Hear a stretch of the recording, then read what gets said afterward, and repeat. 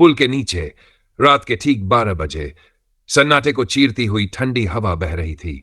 शहर की सड़कें वीरान थी और पुल के नीचे एक अजीब सी नीरवता पसरी हुई थी। वो पुल जो दिन में हजारों वाहनों की चिल्पों सहता था, रात में मौत की तरह खामोश हो जाता था।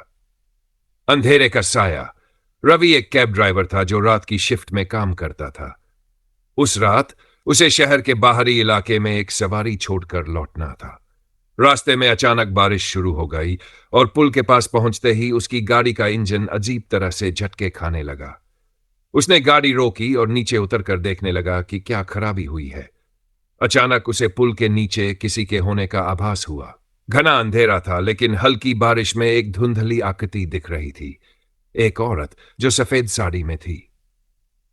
रवि ने हिम्मत करके पूछा, आप यहां इतनी रात में क्या कर रही हैं? कोई जवाब नहीं आया। उसने मोबाइल की रोशनी उस दिशा में डाली, लेकिन वहां कुछ भी नहीं था। उसकी रीढ़ में सिहरन दौड़ गई।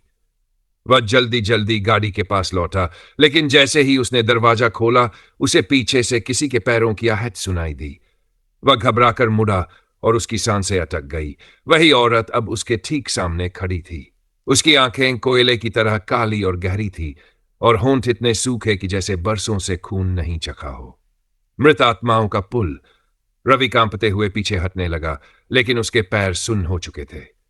तभी वह औरत फुसफुसाई, तुमने यहां रुकने की गलती कर दी, अब तुम भी यहीं रहोगे।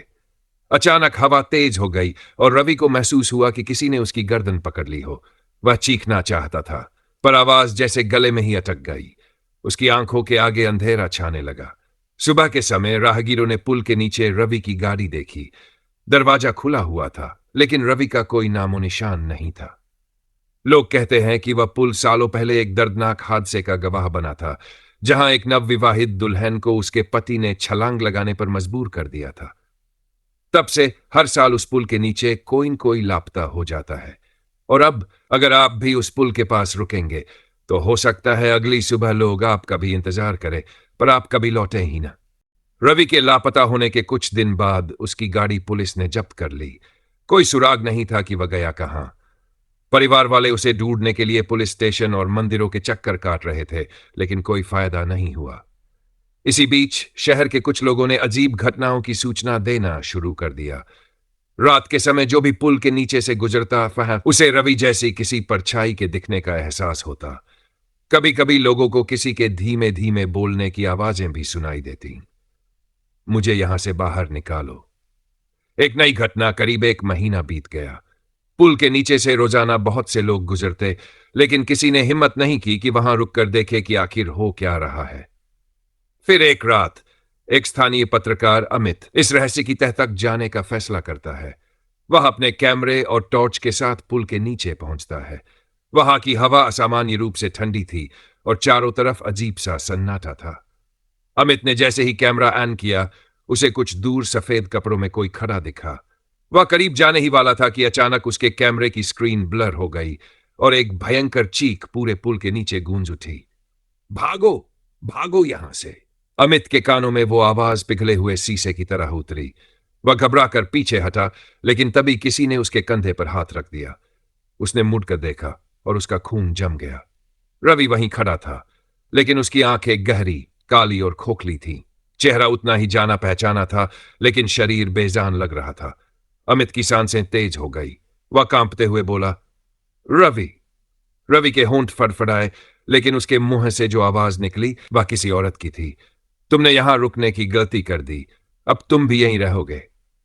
क्या यह अंत है? अमित की चीख पूरी रात पुल के नीचे गूंजती रही और अगली सुबह वहां उसकी मोटरसाइकिल खड़ी मिली, लेकिन अमित का भी कोई सुराग नहीं मिला। अब लोग कहते हैं कि पुल के नीचे सिर्फ एक आत्मा नहीं, बल्कि 2 हैं।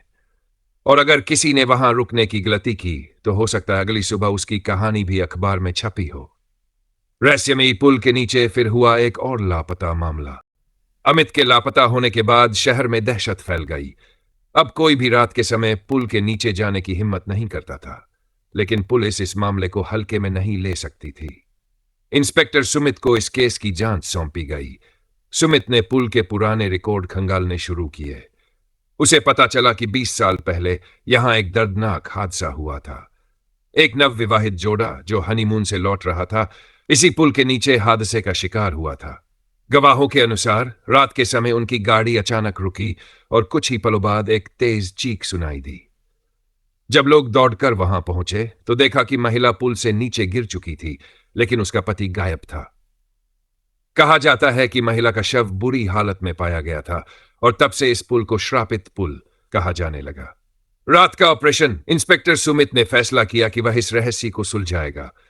उसने अपने दो भरोसेमंद सिपाहियों अरुण और दीपक के साथ रात के समय पुल के नीचे निगरानी करने का प्लान बनाया। रात के ठीक 12 बजे तीनों अपनी टॉर्च और हथियारों के साथ पुल के नीचे पहुंचे। चारों तरफ अजीब सा सन्नाटा था। हवा में एक भारीपन था, जैसे कोई वहां मौजूद हो लेकिन दिख नहीं रहा हो। अचानक सुमित को एक परछाई दिखी, सफेद कपड़ों में एक औरत। लेकिन इससे पहले कि वह कुछ कह पाता, अरुण ने कांपते हुए कहा, सर, वो देखो, कोई खड़ा है। सुमित ने जैसे ही टॉर्च घुमाई, सामने अमित खड़ा था, ठीक वैसा ही जैसा वह लापता होने से पहले था। लेकिन उसकी आंखें गहरी काली और निर्जीव थी। भय का चर्म। अमित धीरे धीरे उनकी तरफ बढ़ने लगा। उसकी चाल अजीब थी, जैसे उसके शरीर पर किसी और का नियंत्रण हो। दीपक घबराकर चिल्लाया, रुक जाओ वरना गोली मार देंगे।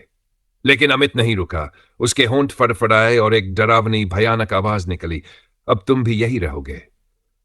सुमित ने तुरंत पिस्तौल निकालकर हवा में एक फायर किया।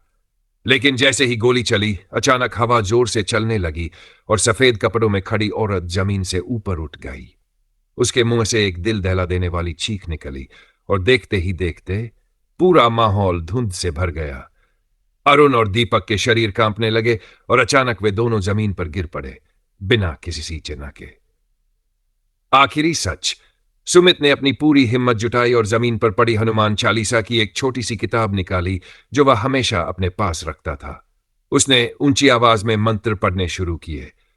जैसे ही मंत्रों की गूंज हवा में घुली, सफेद कपड़ों वाली औरत दर्द से चीखने लगी।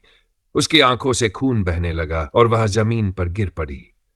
कुछ ही पलों में उसकी पूरी देह राख में बदल गई और अमित भी जोर से हिलने लगा, जैसे कोई उसे छोड़कर भाग रहा हो। अचानक सब कुछ शांत हो गया। धुंध हट गई और वातावरण सामान्य हो गया। अरुण और दीपक होश में आने लगे, लेकिन अमित वहीं जमीन पर गिरा पड़ा था। मृत। श्राप की समाप्ति। अगले दिन यह खबर शहर में फैल गई। लोग कहते हैं कि वह आत्मा अब मुक्त हो चुकी है, लेकिन कुछ का मानना है कि पुल का श्राप पूरी तरह खत्म नहीं हुआ है।